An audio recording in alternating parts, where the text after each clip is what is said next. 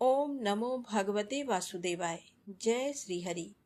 आप सभी का हमारे YouTube चैनल पर हार्दिक स्वागत है। आज द्वादशी के दिन आइए सुने एकादशी व्रत पारण की कथा। एकादशी के तरह ही द्वादशी तिथि का भी उतना ही महत्व होता है।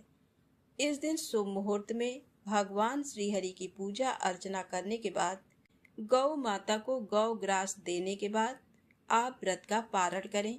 साथ ही इस दिन भगवान की पुण्यमयी कथाओं का श्रवण अवश्य ही करना चाहिए। अब आइए सुने तुलसी माता की पौराणिक कथा। किसी समय एक कुटुंब में ननद तथा भाभी साथ साथ रहती थी। ननद का विवाह अभी नहीं हुआ था।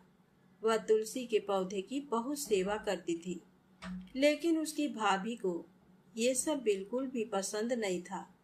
जब कभी उसकी भाभी को बहुत क्रोध आता, तब वह उसे ताना देते हुए कहती कि जब तुम्हारा विवाह होगा तो मैं तुलसी ही बारातियों को खाने को दूंगी और तुम्हारे दहेज में भी तुलसी ही दूंगी। कुछ समय बीत जाने पर ननद का विवाह पक्का हुआ। विवाह के दिन भाभी ने अपनी कथनी अनुसार बारातियों के सामने तुलसी का गमला फोड़ दिया और खाने के लिए कहा। तुलसी की कृपा से वह फूटा हुआ गमला अनेकों स्वादिष्ट पकवानों में बदल गया। भाभी ने गहनों के नाम पर तुलसी की मंजरी से बने गहने पहना दिए। वह सभी सुंदर सोने जवाहरात में बदल गए। भाभी ने वस्त्रों के स्थान पर तुलसी का जनेऊ रख दिया। वह रेशमी तथा सुंदर वस्त्रों में बदल गया। ननद के ससुराल में उसके दहेज की बहुत प्रशंसा की गई। ये बात भाभी के कानों तक भी पहुंची। उसे बहुत आश्चर्य हुआ। उसे अब तुलसी माता की पूजा का महत्व समझ आया। भाभी की एक लड़की थी। वह अपनी लड़की से कहने लगी कि तुम भी तुलसी माँ की सेवा किया करो, तुम्हें भी बुआ की तरह फल मिलेगा। वह जबरदस्ती अपनी लड़की से सेवा करने को कहती, लेकिन लड़की का मन तुलसी सेवा में नहीं लगता था। लड़की के बड़े होने पर उसके विवाह का समय आता है। तब भाभी सोचती है कि जैसा व्यवहार मैंने अपनी ननद के साथ किया था, वैसा ही मैं अपनी लड़की के साथ भी करती हूँ, तो ये भी गहनों से लद जाएगी और बारातियों को खाने में पकवान मिलेंगे। ससुराल में इसे भी बहुत इज्जत मिलेगी। ये सोचकर वह बारातियों के सामने तुलसी का गमला फोड़ देती है, लेकिन इस बार गमले की मिट्टी मिट्टी ही रहती है। मंजरी तथा पत्ते भी अपने रूप में ही रहते हैं। जनेऊ भी अपना रूप नहीं बदलता है। सभी लोगों तथा बारातियों द्वारा भाभी की बुराई की जाती है। लड़की के ससुराल वाले भी लड़की की बुराई करते हैं। भाभी कभी भी अपने ननद को नहीं बुलाती थी। एक दिन भाई ने सोचा, मैं अपनी बहन से मिलकर आता हूँ। उसने अपनी पत्नी से कहा और कुछ उपहार बहन के पास ले जाने की बात कही। तब भाभी ने थैले में ज्वार भरकर कहा कि और तो कुछ नहीं है, तुम यही ले जाओ। वह दुखी मन से बहन के पास चल दिया। वह सोचता रहा कि कोई भाई अपने बहन के घर ज्वार कैसे ले जा सकता है। ये सोचकर वह एक गौशाला के पास रुका और ज्वार का थैला गाय के सामने पलट दिया। तभी गाय पालने वाले ने कहा कि आप गाय के सामने हीरे मोती सोना क्यों डाल रहे हो। तब भाई ने सारी बात उसे बताई और धन लेकर खुशी से अपनी बहन के घर की ओर चल दिया। दोनों बहन भाई एक दूसरे को देखकर अत्यंत प्रसन्न हुए और भाई ने वो सारे हीरे जवाहरात सोने अपनी बहन को दे दिया। बहन बहुत प्रसन्न होती है तो प्रेम से बोले, तुलसी माता की जय हो। हे तुलसी माता, जैसे आपने उस बहन और भाई पर कृपा करी, वैसे ही कहानी कहने वाले, कहानी सुनने वाले, साथ ही हुंकारा भरने वाले पर भी करना। प्रेम से बोले तुलसी माता की जय हो। अब आप सुनेंगे श्री जगन्नाथ जी की बड़ी ही पावन कथा, भगवत प्रसाद निष्ठ एक राजा की कथा। इस कथा को पूरा अवश्य सुनिएगा।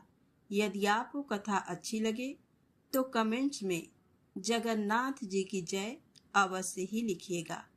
तो प्रेम से बोलें जगन्नाथ जी महाराज की जय हो। श्री जगन्नाथ पुरी के राजा की भगवत प्रसाद में बड़ी ही निष्ठा थी, परंतु एक दिन राजा चौपड़ खेल रहा था। इसी बीच श्री जगन्नाथ जी के पंडा जी प्रसाद लेकर आए। राजा के दाहिने हाथ में पासा था, अतः उसने बाएं हाथ से प्रसाद को छूकर उसे स्वीकार किया। इस प्रकार प्रसाद का अपमान जानकर पंडा जी रुष्ट हो गए। प्रसाद को राजमहल में न पहुंचाकर उसे वापस ले गए। चौपड़ खेलकर राजा उठे और अपने महल में गए। वहां उन्होंने नई बात सुनी कि मेरे अपराध के कारण अब मेरे पास प्रसाद कभी नहीं आएगा। राजा ने अपना अपराध स्वीकार कर अन्न जल त्याग दिया। उससे मन में विचारा कि जिस दाहिने हाथ ने प्रसाद का अपमान किया है उसे मैं अभी काट डालूंगा। ये मेरी सच्ची प्रतिज्ञा है। ब्राह्मणों की सम्मति लेना उचित समझकर राजा ने उन्हें बुलाकर पूछा कि यदि कोई भगवान के प्रसाद का अपमान करे तो चाहे वह कोई अपना प्रिय अंग ही क्यों ना हो, उसका त्याग करना उचित है या नहीं। ब्राह्मणों ने उत्तर दिया कि राजन, अपराधी का तो सर्वथा त्याग ही उचित है। राजा ने अपने मन में हाथ कटाना निश्चित कर लिया, परंतु मेरे हाथ को अब कौन काटे, ये सोचकर मौन और अत्यंत खिन्न हो गया। राजा को उदास देखकर मंत्री ने उदासी का कारण पूछा। राजा ने कहा, नित्य रात के समय एक प्रेत आता है और वह मुझे दिखाई भी देता है। कमरे की खिड़की में हाथ डालकर वह बड़ा शोर करता है। उसी के भय से मैं दुखी हूँ। तब राजा के मंत्री ने कहा, आज मैं आपके पलंग के पास ही सोऊंगा और आप अपने को दूसरी जगह छिपाकर रखिए। जब वह प्रेत झरोखे में हाथ डालकर शोर मचाएगा तभी मैं उसका हाथ काट दूंगा। ये सुनकर राजा ने कहा, बहुत अच्छा, ऐसा ही करो। रात होने पर मंत्री जी के पहरा देते समय राजा अपने पलंग से धीरे से उठकर झरोखे में हाथ डालकर शोर मचाया। मंत्री ने उसे प्रेत का हाथ जानकर तलवार से काट डाला। राजा का हाथ कटा देखकर मंत्री जी बेहद लज्जित हुए और पछताते हुए कहने लगे कि मैं बड़ा मूर्ख हूँ, मैंने ये क्या कर डाला। राजा ने कहा, तुम निर्दोष हो, मैं ही प्रेत था, क्योंकि मैंने प्रभु से बिगाड़ किया था। राजा की ऐसी प्रसाद निष्ठा देखकर अपने पंडों से श्री जगन्नाथ जी ने कहा कि अभी अभी मेरा प्रसाद ले जाकर राजा को दो और उसके कटे हुए हाथ को मेरे बाग में लगा दो। भगवान के आज्ञानुसार पंडे लोग प्रसाद को लेकर दौड़े। उन्हें आते देखकर राजा आगे आकर मिले। दोनों हाथों को फैलाकर प्रसाद लेते समय राजा का कटा हुआ हाथ पूरा निकल आया। जैसा था वैसा ही हो गया। राजा ने प्रसाद को मस्तक और हृदय से लगाया। भगवत कृपा का अनुभव करके बड़ा भारी सुख हुआ। पंडे लोग राजा का कटा हुआ वह हाथ ले आए। उसे बाग में लगा दिया गया। उससे दौना के वृक्ष हो गए। उसके पत्र पुष्प नित्य ही जगन्नाथ जी के श्री अंग पर चढ़ते हैं। उनकी सुगंध भगवान को बहुत प्रिय लगती है। तो प्रेम से बोलें जगन्नाथ जी महाराज की जय हो। अब आइए सुने श्री जगन्नाथ जी की भक्त श्री कर्मा बाई जी की दूसरी कथा। श्री कर्मा जी नाम की एक भगवत भक्त देवी श्री पुरुषोत्तमपुरी में रहती थी। इन्हें वात्सल्य भक्ति अत्यंत प्रिय थी।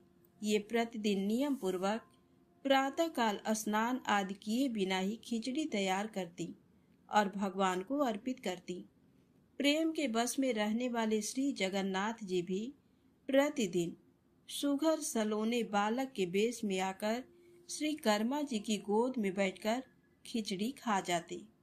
श्री कर्मा जी सदैव चिंतित रहा करती थी कि बच्चे के भोजन में कभी भी विलंब ना हो जाए। इसी कारण वे किसी भी विधि विधान के पचड़े में न पड़कर अत्यंत प्रेम से सवेरे ही खिचड़ी तैयार कर लेती। एक दिन की बात है, श्री कर्मा जी के पास एक साधु जी आए। उन्होंने अपवित्रता के साथ खिचड़ी तैयार करके भगवान को अर्पण करते देखा। घबरा कर उन्होंने श्री कर्मा जी को पवित्रता के लिए स्नान आदि की विधियां बता दी। भक्तिमती श्री कर्मा जी ने दूसरे दिन वैसा ही किया, पर इस प्रकार खिचड़ी तैयार करते उन्हें देर हो गई। उस समय उनका हृदय रो उठा कि मेरा प्यारा श्याम सुंदर भूख से छटपटा रहा होगा। श्री कर्मा जी ने दुखी मन से श्याम सुंदर को खिचड़ी खिलाई। इसी समय मंदिर में अनेकों घृत से बने हुए पकवान निवेदित करने के लिए पुजारी जी ने प्रभु का आवाहन किया। प्रभु जूठे मुंह ही वहां चले गए। पुजारी जी चकित हो गए। उसने देखा उस दिन भगवान के मुखार बिंद में खिचड़ी लगी है। पुजारी जी भी भक्त थे। उनका हृदय क्रंदन करने लगा। उन्होंने अत्यंत कातर होकर प्रभु से असली बात जानने की प्रार्थना की। भगवान ने कहा, नित्य प्रति प्रातः काल मैं कर्माबाई के पास खिचड़ी खाने जाता हूँ। उनकी खिचड़ी मुझे बड़ी ही मधुर और प्रिय लगती है, पर आज एक साधु ने जाकर उन्हें स्नान आदि की विधियां बता दी, इसलिए खिचड़ी बनने में देर हो गई, जिससे मुझे क्षुधा का कष्ट तो हुआ ही, शीघ्रता में जूठे मुंह आ जाना पड़ा। भगवान की आज्ञानुसार पुजारी ने उस साधु को प्रभु की सारी बातें सुना दी। साधु घबराया हुआ श्री कर्मा जी के पास जाकर बोला, आप पहले की ही तरह प्रतिदिन सवेरे ही खिचड़ी बनाकर प्रभु को निवेदन कर दिया करें। आपके लिए किसी नियम की आवश्यकता नहीं है। श्री कर्मा जी पुनः उसी तरह प्रतिदिन सवेरे भगवान को खिचड़ी खिलाने लगी। श्री कर्मा जी परमात्मा के पवित्र और आनंदमय धाम में चली गईं, पर उनके प्रेम की गाथा आज भी विद्यमान है। श्री जगन्नाथ जी के मंदिर में आज भी प्रतिदिन प्रातःकाल खिचड़ी का भोग लगाया जाता है। तो प्रेम से बोलें, श्री जगन्नाथ जी भगवान की जय हो। आइए बड़े ही प्रेम से मनोकामनाओं की पूर्ति करने वाली इस कथा को सुनते हैं। एक गांव में भागवत कथा का आयोजन किया गया। पंडित जी भागवत कथा सुनाने आए। पूरे सप्ताह कथा वार्ता चली। पूर्ण आहुति पर दान दक्षिणा के बाद पंडित जी को घर जाने की जल्दी थी। वह किसान से अपना पीछा छुड़ाना चाहते थे। उन्होंने जल्दबाजी में अपना भांग घोटने का सिलबट्टा उसे दे दिया और बोले, ये ठाकुर जी हैं, इनकी सेवा पूजा करना। किसान ने कहा, महाराज मैं सेवा पूजा का तरीका भी नहीं जानता, आप ही बताएं। पंडित जी ने कहा, पहले खुद नहाना, फिर ठाकुर जी को नहलाना, इन्हें भोग चढ़ाकर फिर खाना। इतना कहकर पंडित जी ने घोड़े को दौड़ाया और जल्दी से वहां से चल दिए। किसान बहुत ही सीधा और सरल आदमी था। पंडित जी के कहे अनुसार सिलबट्टे को बतौर ठाकुर जी अपने घर में स्थापित कर दिया। दूसरे दिन स्वयं स्नान कर सिलबट्टे रूपी ठाकुर जी को नहलाया। विधवा माँ का बेटा था, खेती भी ज्यादा नहीं थी, इसलिए भोग में अपने हिस्से का बाजरी का टिक्का एवं मिर्च की चटनी रख दी। ठाकुर जी से किसान ने कहा, पहले आप भोग लगाओ, फिर मैं खाऊंगा। जब ठाकुर जी ने भोग नहीं लगाया तो बोला, पंडित जी तो धनवान थे, खीर पूड़ी एवं मोहन भोग लगाते थे, मैं तो गरीब किसान का बेटा हूँ, इसलिए मेरी रोटी चटनी का भोग आप कैसे लगाएंगे? पर साफ साफ सुन लो, मेरे पास तो यही भोग है।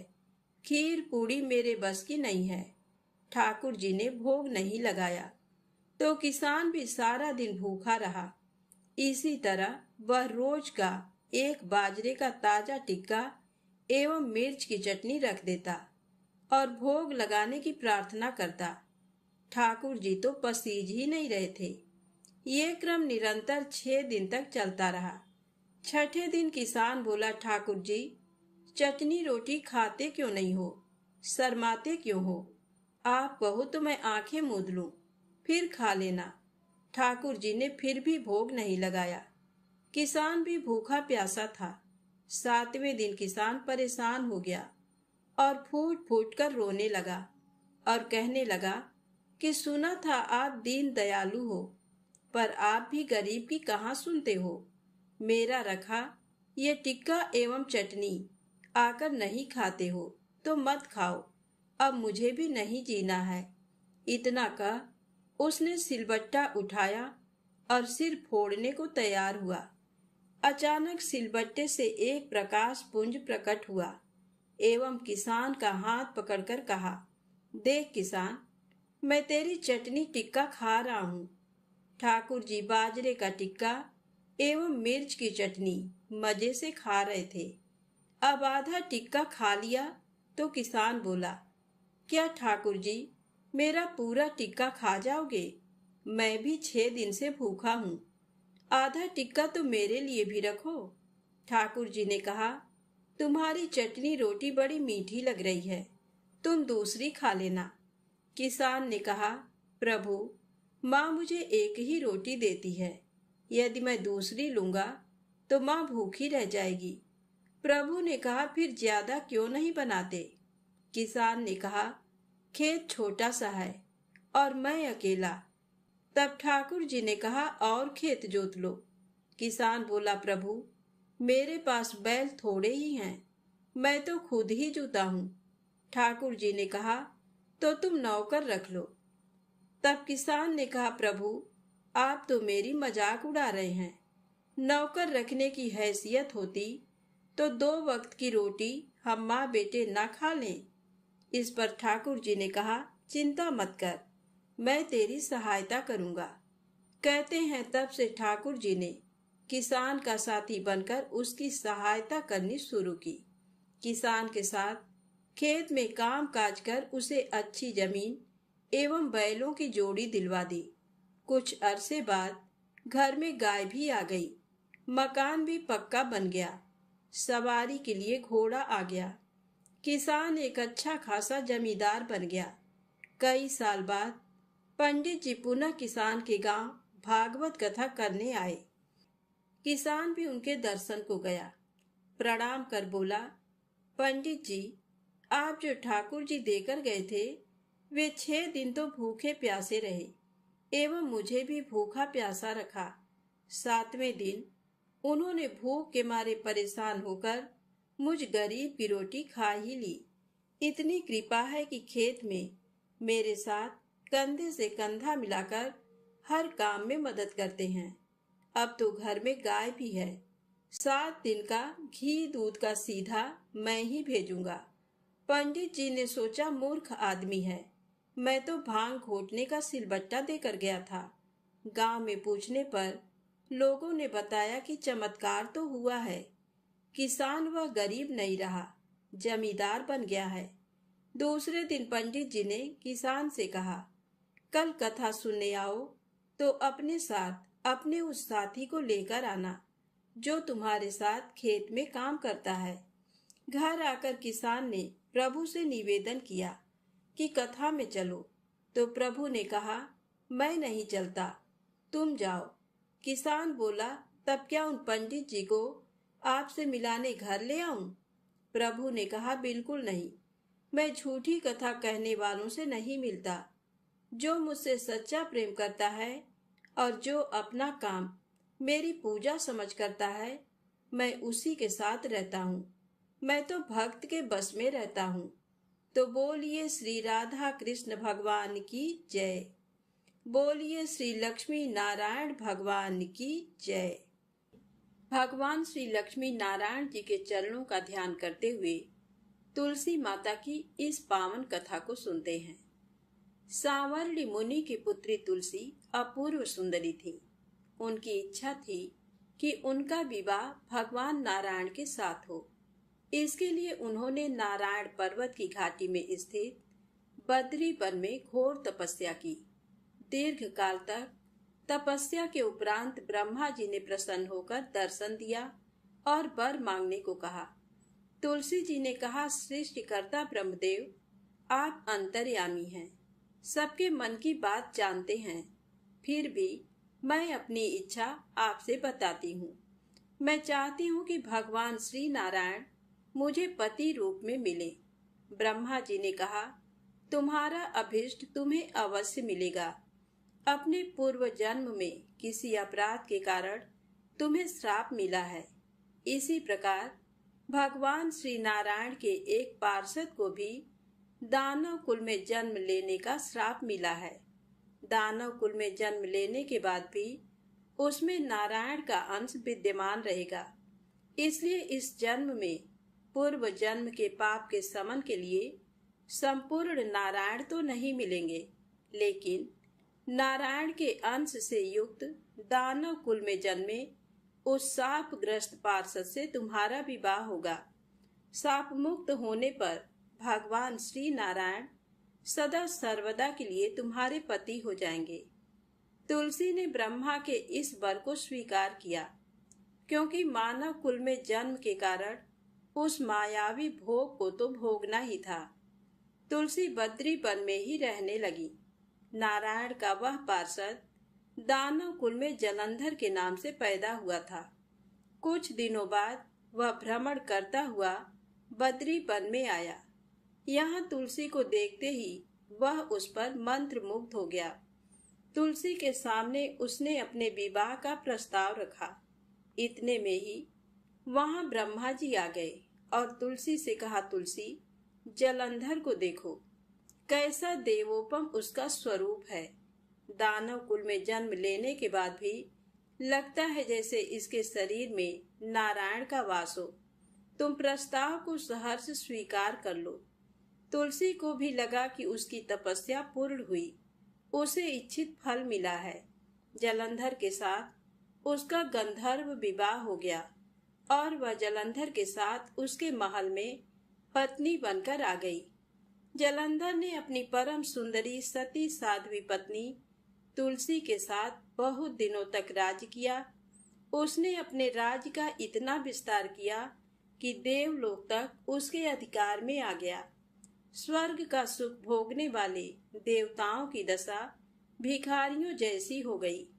जलंधर किसी को कष्ट नहीं देता था, पर अधिकार और राज्य छिन जाने से सारे देवता मिलकर ब्रह्मा, विष्णु और शिव जी की सभा में गए तथा अपनी विपत्ति सुनाई। ब्रह्मा जी ने कहा, तुलसी परम साध्वी है, उसका विवाह जलंधर से मैंने ही कराया था।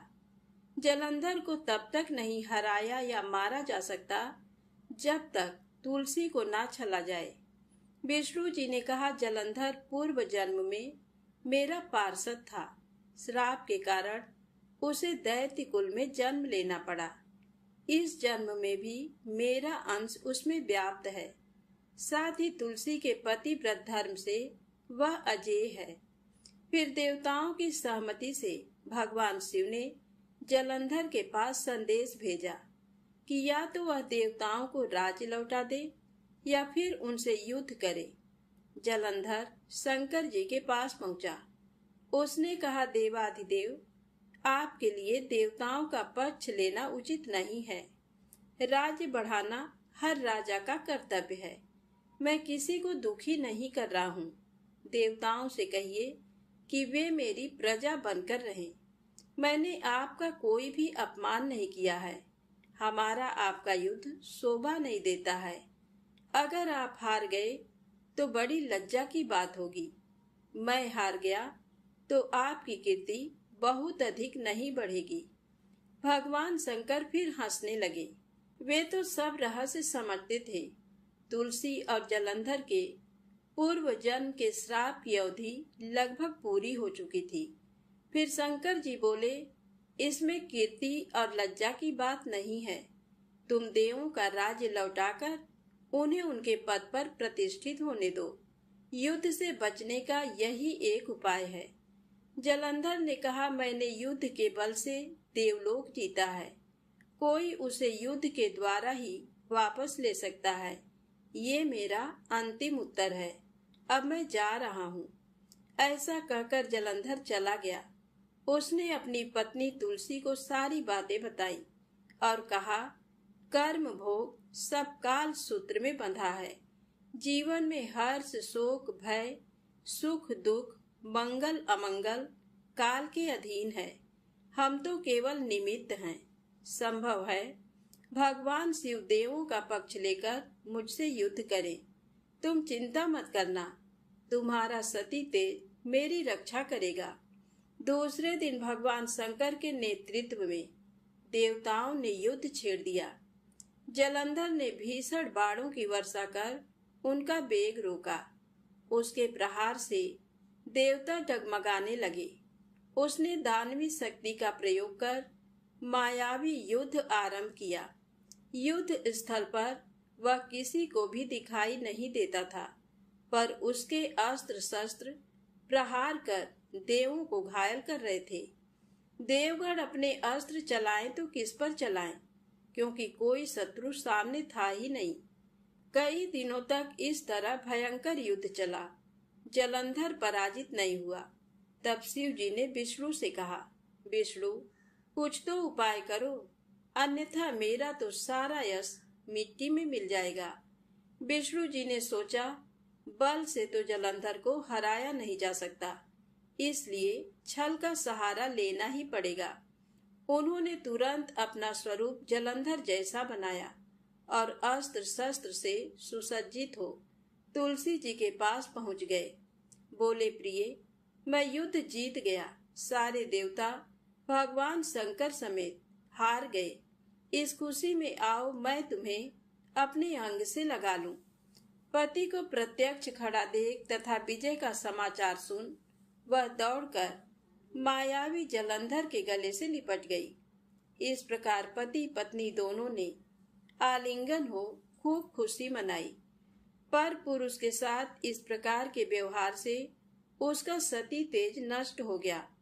उसका सती तेज जो जलंधर की कवच के रूप में रक्षा कर रहा था, वह कवच नष्ट हो गया।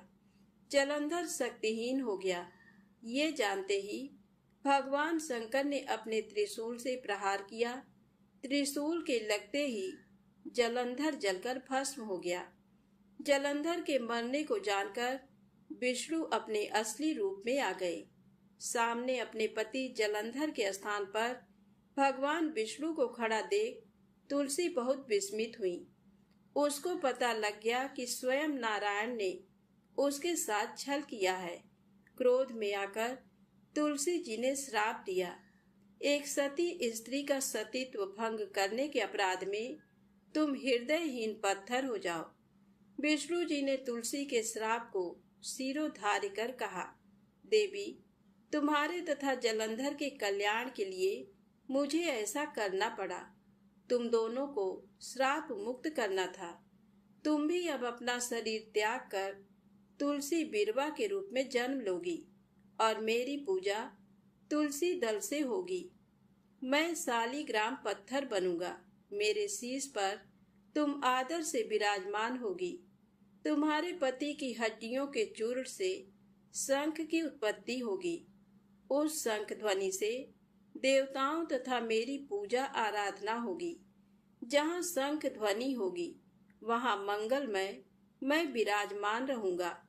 तुमने पूर्व जन्म में बद्री वन में मुझे पाने के लिए बड़ी तपस्या की थी। अब अगले जन्म में मैं नारायण प्रस्तर के रूप में बद्रीनाथ वन में स्थापित होऊंगा और मेरी पूजा अर्चना फल फूल से ना होकर तुम्हारी तुलसी दल से होगी। मेरे शीश पर विराजमान होकर तुम मुझसे भी ऊंचा पद प्राप्त करोगी। तो बोलिए श्री लक्ष्मी नारायण भगवान की जय।